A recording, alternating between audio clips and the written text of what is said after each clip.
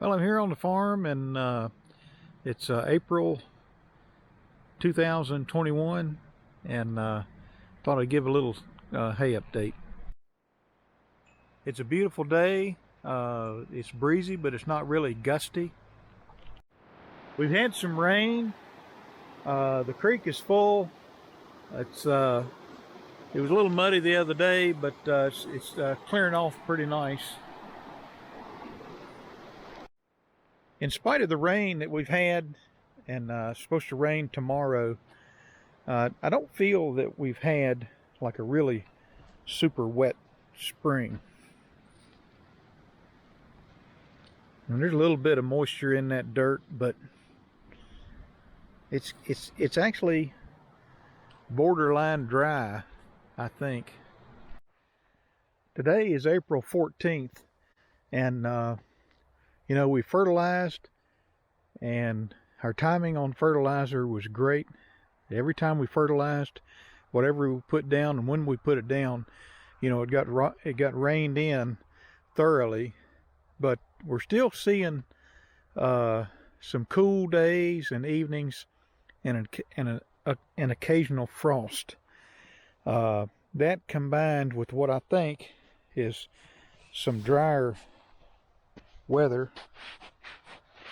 I don't think the grass is growing quite as much as it did this time last year.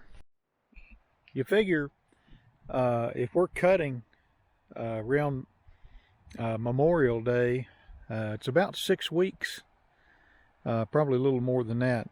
But this grass is this tall, and somehow in the next 6 weeks it's got to get like this tall. I'm hoping to spray this weekend for broadleaf weeds, and normally I spray one time and I let the grass grow a little bit, and what I'm trying to do is to hit everything that's going to grow, because we have no residuals in our herbicide. So if something comes along after I spray, it's going to come in. So I like to let the grass get up a little bit, and of course it's easier to see where I've been with the tractor, because it'll leave tracks in the hay. So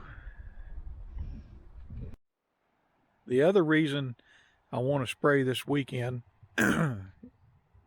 is we have probably 6 weeks minimum to when we're going to start cutting. And we have to be careful with our herbicide, because there's a prescribed window that you have to wait before you can harvest. So that'll give us a nice buffer between spraying and cutting. In spite of my perception that it hasn't grown as much as maybe it did last year at this time, it's still just utterly gorgeous hay out in here. With regard to hay sales, it's pretty much ground to a halt. We sold out of that corner of hay. Got a little bit right there. I had hay stacked in and around where this tractor's sitting, and I got a little bit of hay right here, and then I've got some hay I've been holding over there that I'm going to use for bottom bales out in through here. And if we need it, we'll make those bottom bales.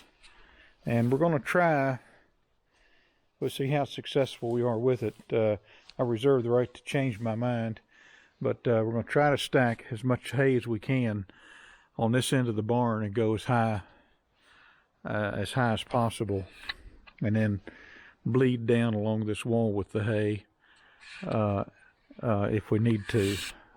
Some of this is still kind of fluid, kind of pie in the sky. It may work out we're just in a big rush and we get the wagons in here and wind up stacking it just like we did in the past couple of years in this barn. Right there's the quick attach I got for the big Massey Ferguson that was in my other video, and I'm just kind of spraying down the latch mechanism and make sure it's working nice and smooth. And then we gotta grease everything. And my blades are okay on the crone. Gotta grease the baler. I've got some twine coming. I'll be loading out the twine box. And we just want to try to have everything ready to go before the hay season starts. I haven't heard from the dealer on my hopper extension for this Kubota, but I've been kind of busy. I'll probably check into that some next week or the week after. I'm not really a big hurry, and I really don't need it to put fertilizer down for second cutting. But, you know, I bought it, I paid for it, so at some point it needs to show up. It'll be our second season with the Vermeer TR90, and looking forward to getting this thing out in the field and making some really fluffy windrows and, you know, obviously tedding our hay. This thing really shines in first cutting hay. And I've got a video I'm working on with regard to a warranty repair and a few other little things. I'm not sure when I'll work that video in, but it's coming.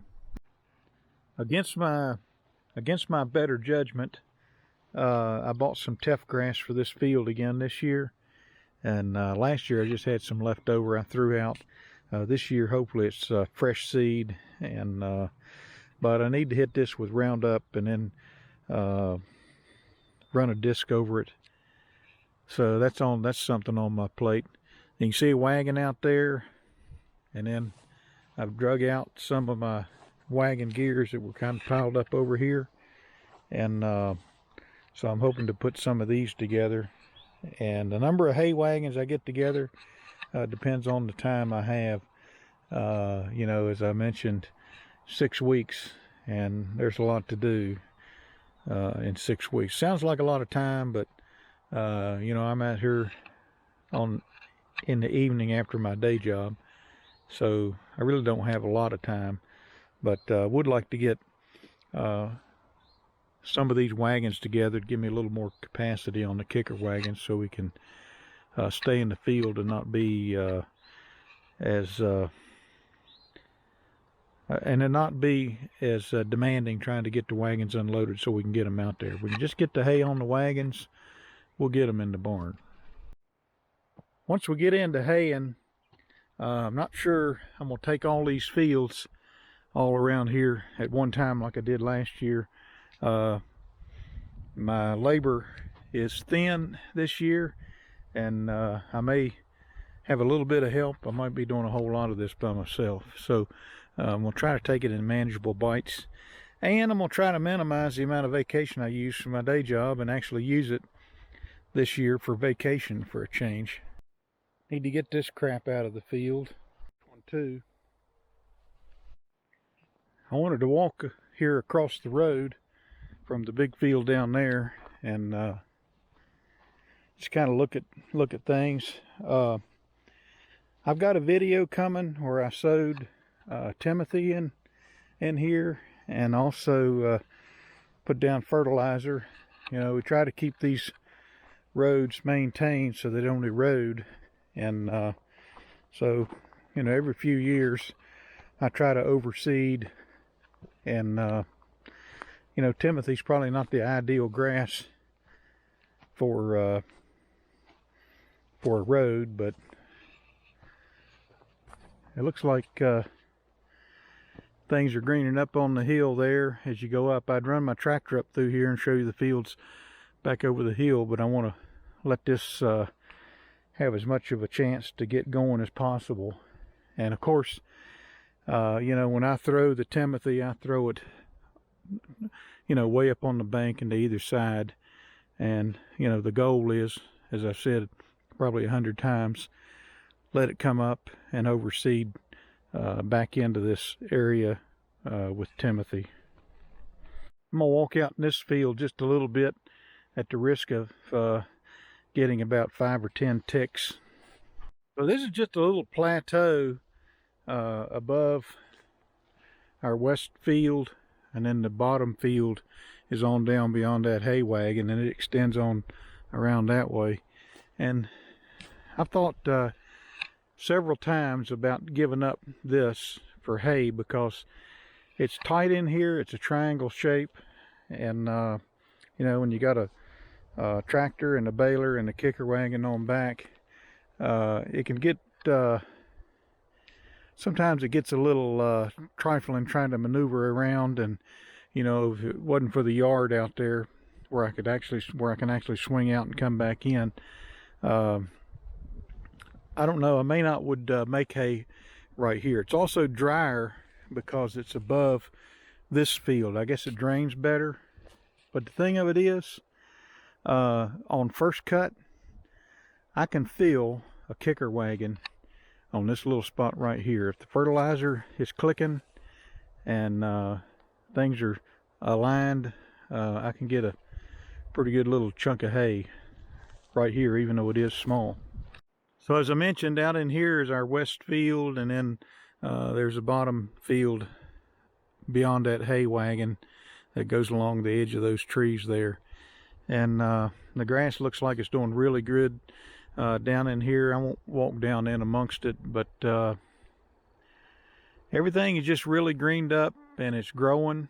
Again, I'm not sure if it's as tall as it was this time last year, but it certainly kicked into gear as far as growing, and so we're very anxious to have a good first cut of hay. And again, I'll be hitting this with broadleaf weed herbicide, hopefully on Saturday, if everything works out, and we should have some really clean hay. I mean, you look at it right now, it's really clean to start with, but I like to stay on top of it.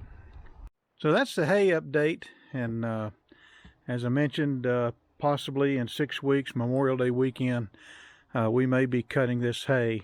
It's still overwhelmingly Timothy, but I have enough orchard grass and fescue that's growing in on these fields that I kind of prefer to take it. They come in before the Timothy, and if I wait on the Timothy, it's all good, but sometimes the orchard grass and fescue goes beyond mature and starts to turn a little bit brown. But you know, if we have a washout, the time when it's time to cut for timing for orchard grass and fescue, we can still wait on the Timothy because it'll continue to pump a lot of grass and undergrowth into the hay field, and it still tests out pretty good. But I prefer to take it when it's all nice and green, and so we just have to wait and see.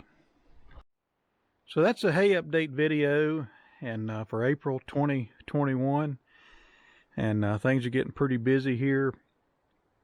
I've got several videos in the can I'll be trying to push out, so the frequency of posting videos might go up a little bit. And if you like what you're seeing, subscribe, and feel free to comment, and we'll talk to you later.